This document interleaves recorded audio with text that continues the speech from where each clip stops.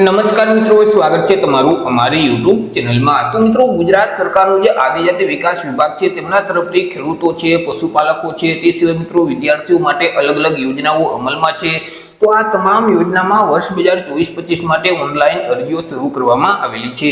તો આપને યોજના વિશે તમામ માહિતી મેળવીએ તે પહેલા વિડીયો ગમે તો લાઈક અને શેર કરી દેજો, ચેનલમાં નવા હોય તો ચેનલને સબસ્ક્રાઇબ કરી દેજો।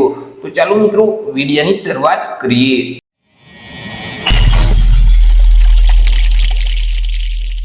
તો મિત્રો, આજે જાહેરાત છે તે જે ગુજરાત સરકારનું આદિજાતિ વિકાસ વિભાગ છે તેમના તરફથી આપવામાં આવેલી છે। એ મિત્રો, જે વનબંધુ કલ્યાણ યોજના છે, તો આ યોજના અંતર્ગત વર્ષ 2024-25 માં જે development support agency of Gujarat તરફથી અલગ અલગ યોજનાઓ અમલમાં છે, જેમ કે ખેતીવાડીને લગતી યોજનાઓ છે, પશુપાલનને સંબંધિત યોજનાઓ છે, વિદ્યાર્થીઓ અને તાલીમાર્થીઓ માટે અલગ અલગ વિવિધ યોજનાઓ છે।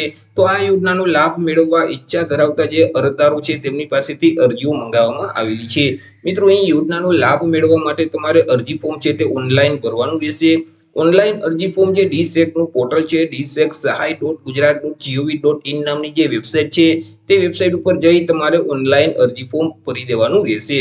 મિત્રો, અહીં ઓનલાઈન અરજી ફોર્મ સબમિટ કરતી વખતે તમારે તમામ ડોક્યુમેન્ટ છે તે પણ તમારે ઓનલાઈન જ અપલોડ કરવાના રહેશે। મિત્રો, અરજી ફોર્મ તમે તમારી જાતે ભરી શકશો અથવા તો ગ્રામ પંચાયત ખાતે જે વીસીઈ ઓપરેટર આવેલા હોય તેમની પાસે જઈ તમે અરજી ફોર્મ ભરી શકશો, અથવા તો તમારા ગામમાં જે નજીકમાં આવેલ કોમન સર્વિસ સેન્ટર એટલે કે સીએસસી સેન્ટર છે ત્યાં જઈ તમે અરજી ફોર્મ ભરી શકશો, અથવા તો કોઈ પણ સાયબર કાફેમાંથી તમે ઓનલાઈન અરજી ફોર્મ ભરી શકશો। ચર્ચા કરી લઈએ મિત્રો ડોક્યુમેન્ટ વિશે કે ઓનલાઈન અરજી ફોર્મ ભરતી વખતે કયા કયા ડોક્યુમેન્ટની જરૂર પડશે। તો કે રેશન કાર્ડ છે, આધાર કાર્ડ છે, જાતિનો દાખલો છે, જો અરજદાર ત્યક્તા અથવા તો વિધવા હોય તેવા સંજોગોમાં ત્યક્તા કે વિધવાનું પ્રમાણપત્રની જરૂર પડશે। ત્યાર પછી બીપીએલ કેટેગરીમાં આવતા હોય તો બીપીએલ નો દાખલો જોશે। ત્યાર પછી બેંક પાસબુકના પ્રથમ પાનાની નકલ અથવા તો રદ કરેલ ચેક આપવાનું રહેશે। તો ઓનલાઈન અરજી ફોર્મ ભરતી વખતે તમારે આટલા ડોક્યુમેન્ટ અપલોડ કરવાના રહેશે। મિત્રો, તમે જ્યારે ઓનલાઈન રજીસ્ટ્રેશન કરશો તો રજીસ્ટ્રેશન થશે એટલે તમને એક આઈડી નંબર આપવામાં આવશે, તે આઈડી નંબર તમારે સાચવી રાખવાનો રહેશે, કારણ કે ભવિષ્યમાં જ્યારે તમારે ફરીથી લોગિન કરવાનું થશે તો તે આઈડી નંબર વડે તમે લોગિન કરી શકશો। વાત કરી લઈએ મિત્રો, અહીં જે વનબંધુ કલ્યાણ યોજના છે તે યોજના અંતર્ગત કઈ કઈ યોજનાઓ અમલમાં છે। તો કે મિત્રો, અહીં જેઓ વેલાવાળા શાકભાજીનું તમે વાવેતર કરતા હોય તો તેમના માટે મંડપ યોજના છે। મિત્રો, આ જે યોજના છે મંડપ યોજના, તેમાં અરજી ફોર્મ ભરવાની જે છેલ્લી તારીખ છે તે 20/8/2024 રહેશે। ત્યાર પછી ફળાવ ઝાડના રોપા વિતરણની યોજના છે, તેમાં પણ અરજી ફોર્મ ભરવાની છેલ્લી તારીખ 20/8/2024 રહેશે। તે સિવાય મિત્રો, સંકલિત ડેરી વિકાસ યોજના છે, બકરા ઉછેર યોજના છે, રોટાવેટર, થ્રેસર કે મિની ટ્રેક્ટરની ખરીદી કરવા માટે કૃષિ યાંત્રિકરણ યોજના અમલમાં છે, ટિશ્યુ કલ્ચર બનાના યોજના છે। આ તમામ યોજનામાં ઓનલાઈન અરજી ફોર્મ ભરવાની જે છેલ્લી તારીખ છે તે 31/8/2024 રહેશે।